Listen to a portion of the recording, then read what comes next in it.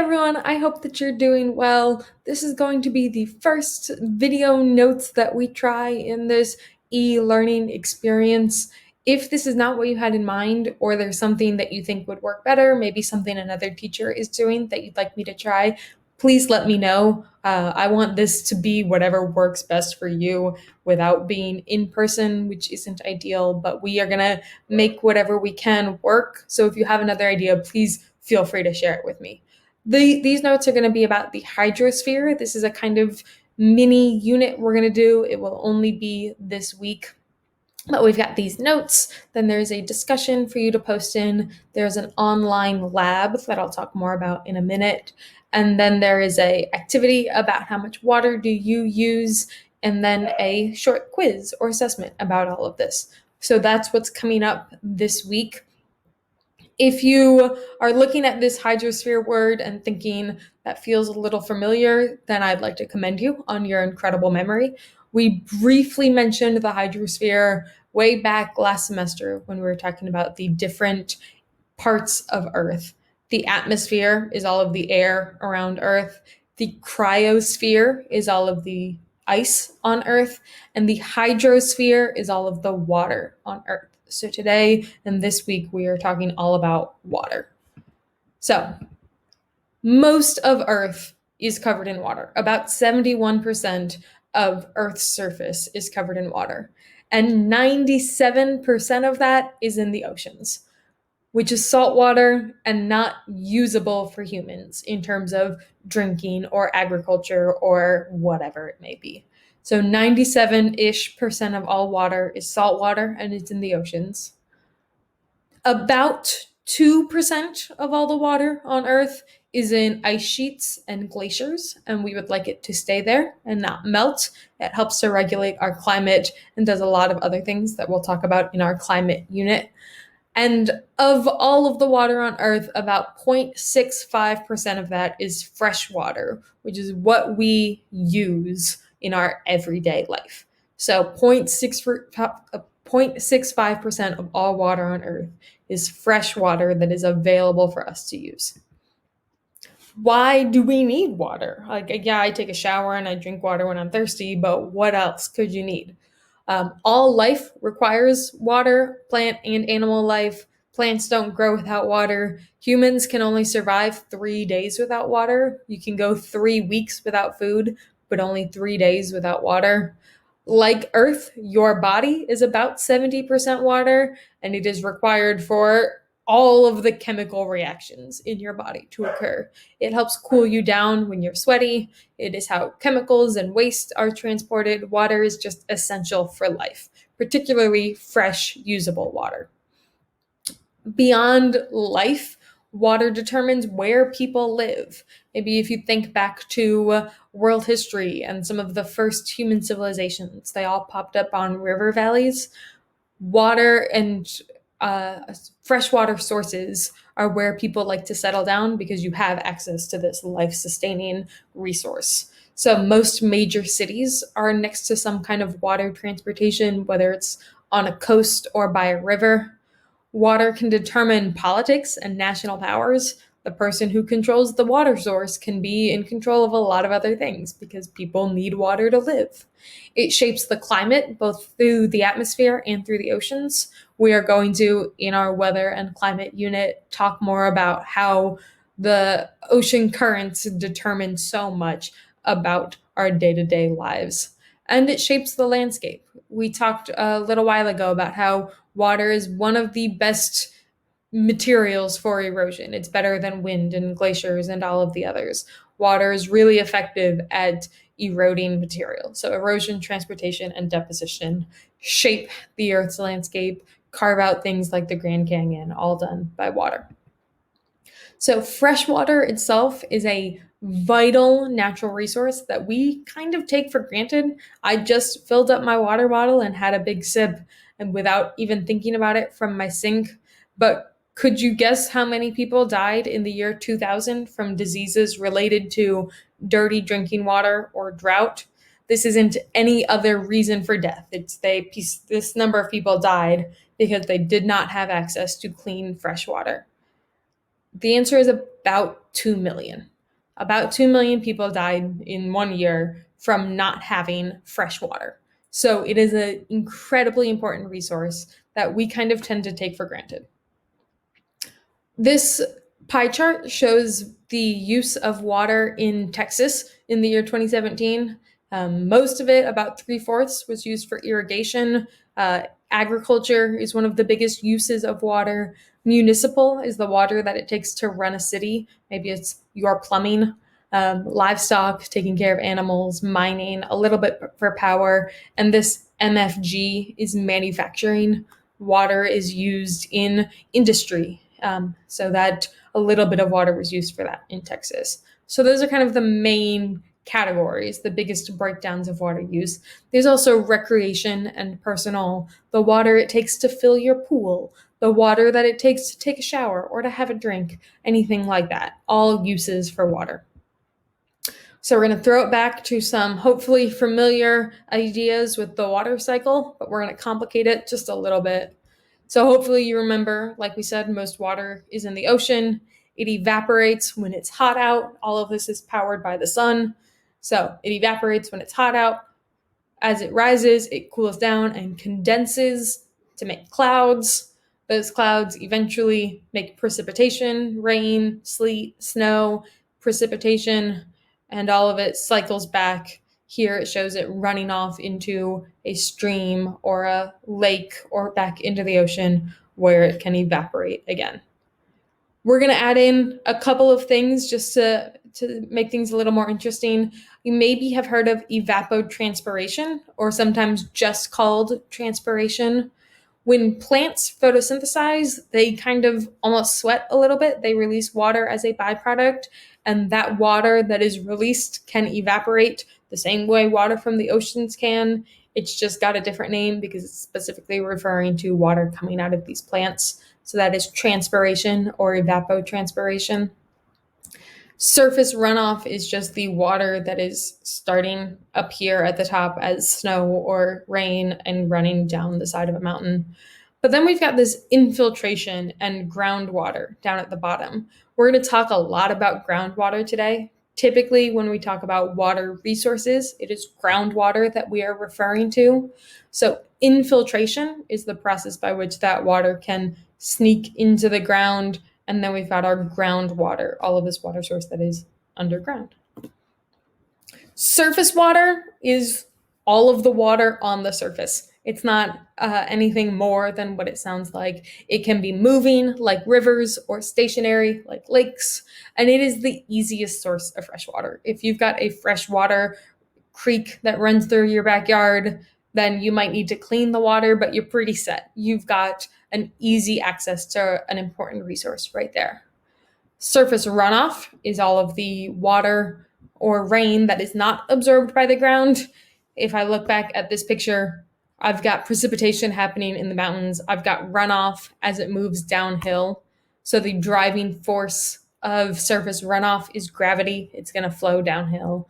And that can carry with it soil, it can carry nutrients, it can carry fertilizer, any water-soluble material. Anything that could be dissolved in the water will be dissolved in the water and will flow downhill with this runoff. And eventually the runoff will drain into a stream or a river or potentially into the ocean. But the runoff is water that is flowing downhill. So that is everything that's happening on the surface. But what's happening underground is a little bit more important. So we've got this infiltration going to fill up, it's hidden by the info bar, but groundwater storage down at the bottom. Groundwater is all of the water that collects underground. So here I've got the surface, here's my nice green grass. If I were to dig a hole, maybe I'm planting a garden, it's not going to be muddy immediately. It's going to be pretty dry. That is the zone of aeration. There are gas exchanges happening here, but this is your typical dry, maybe rocks, but layers of soil. And then you get to this line that's called the water table. And the water table really is just the division between these two different layers. So the water table is the top of the zone of saturation. The zone of saturation is where all the groundwater is. This is, we've got water collecting in the rocks deep underground. So water soaks into the ground through infiltration. The earth, even rock layers, not entirely solid. They've got little pore spaces in between them. Like when we talked about fracking and how gas gets trapped in the pore spaces, water can also fill those pore spaces. So the pores get filled up with water in between the rocks, and it can collect and move. I say move, it's not like underground rivers flowing through the rocks, but the water can shift around within that. 0.6% of all water on Earth is groundwater, and that doesn't sound like a lot, but remember 97% of the water is in the ocean. So if I ignore the oceans, and I ignore ice because I don't want the ice caps to melt, and I think just about the fresh water, groundwater makes up 94% of all of that fresh water. So groundwater is an essential resource for us. It is the largest quantity of fresh water that is readily available to us. So groundwater is most of the time what we're talking about when we talk about fresh water. In the US, groundwater provides half of our drinking water, 40% of the water used for irrigation and agriculture, and 26% of the water for industry. So these aren't lakes that have built up from rain running downhill. These aren't streams from runoff. This is water that is stored underground, and that's where most of our drinking water comes from.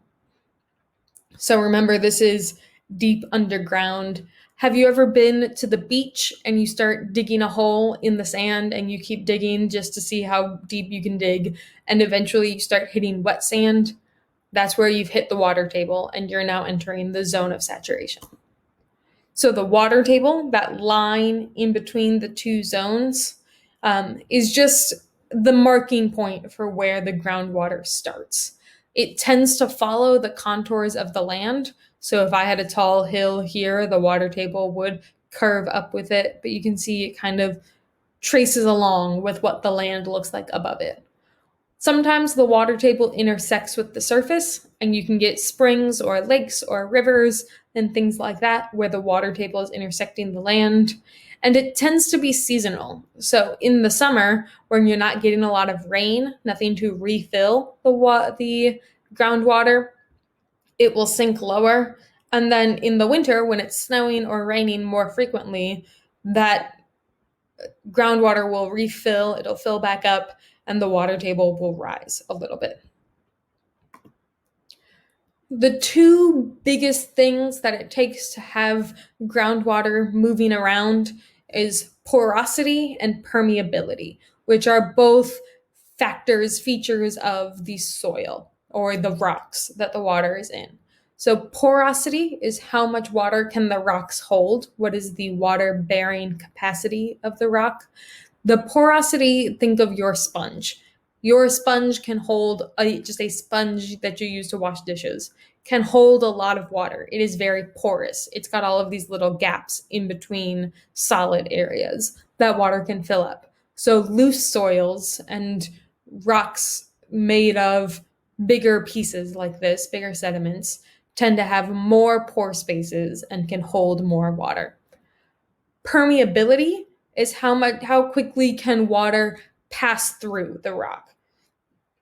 So this is your sponge that can hold a lot of water is not very permeable because water doesn't flow through it very quickly. But typically loose rocks and loose soils will have high permeabilities because water can flow through them relatively easily.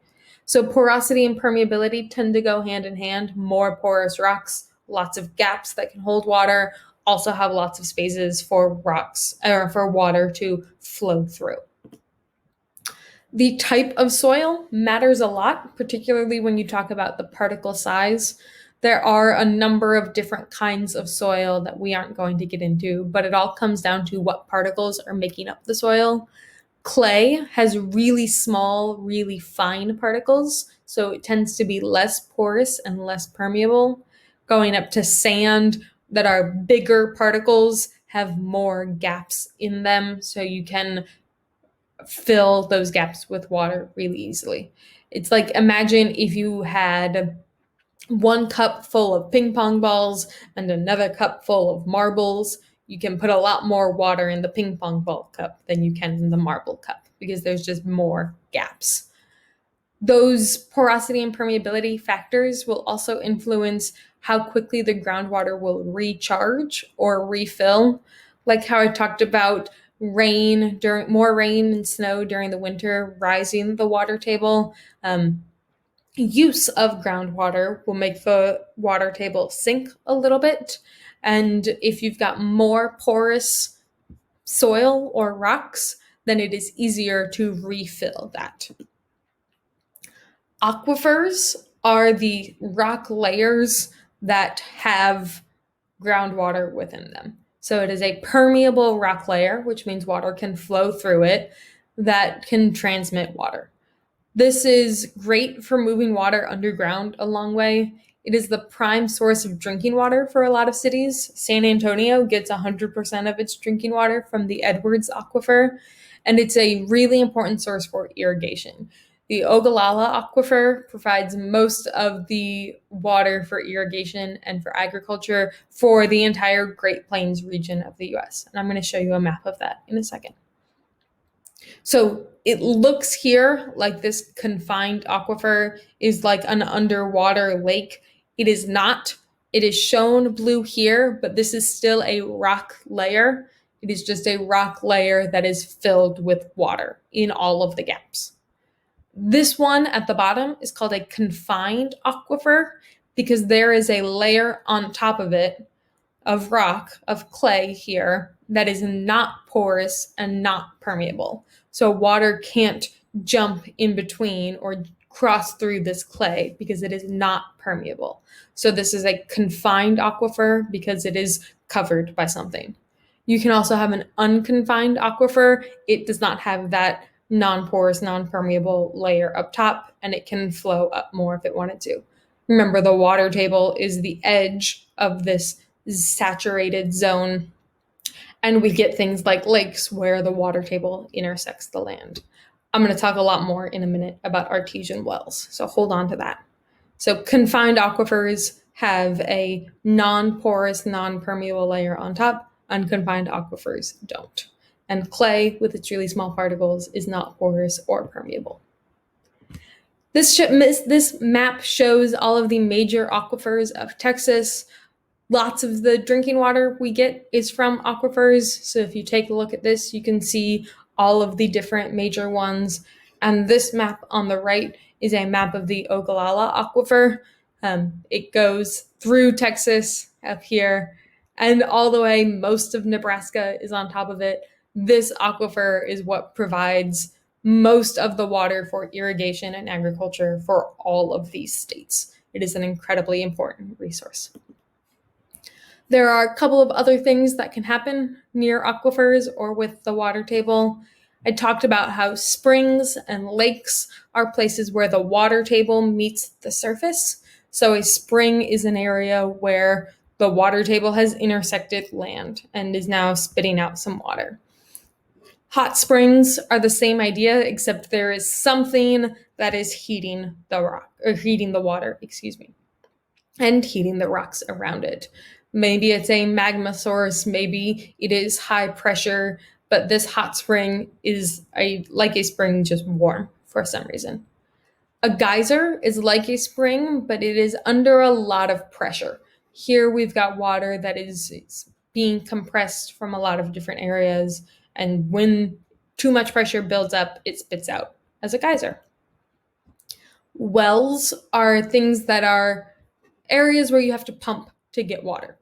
So you can dig down deep. This is like when you dug that deep hole at the beach and eventually hit the water table. If you dig a deep enough hole, you will hit the water table. You will hit some source of groundwater, and then you have access to that aquifer. Normal wells, you have to pump in some way, or you can think about like fairy tales where there is a bucket that you have to lower and raise.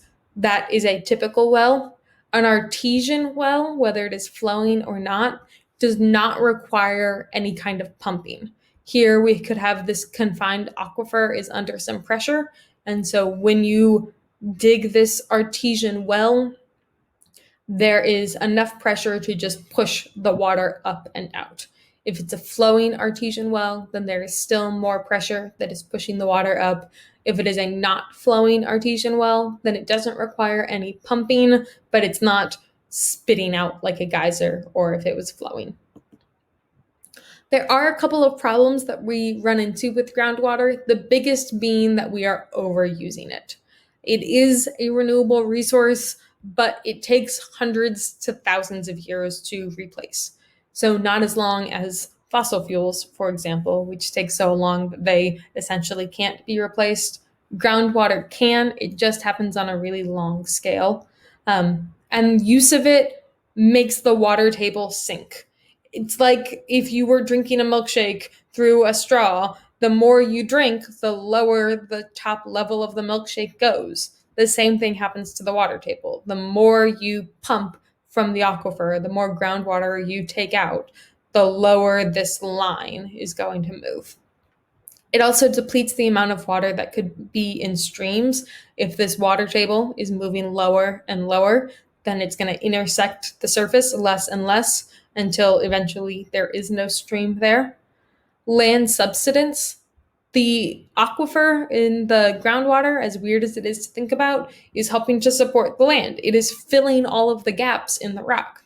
If the water was not there, those gaps would be empty and the land could sink a little bit. So overusing groundwater could make the land sink as well. You also have to keep drilling further down in order to get more water. You end up with what's called a depression cone. If I drill down here and I use up all of the water around me, I got to go deeper because now the water has sunk lower. And I got to keep going deeper and deeper as the water table continues to sink. So you end up with this cone shape around wells.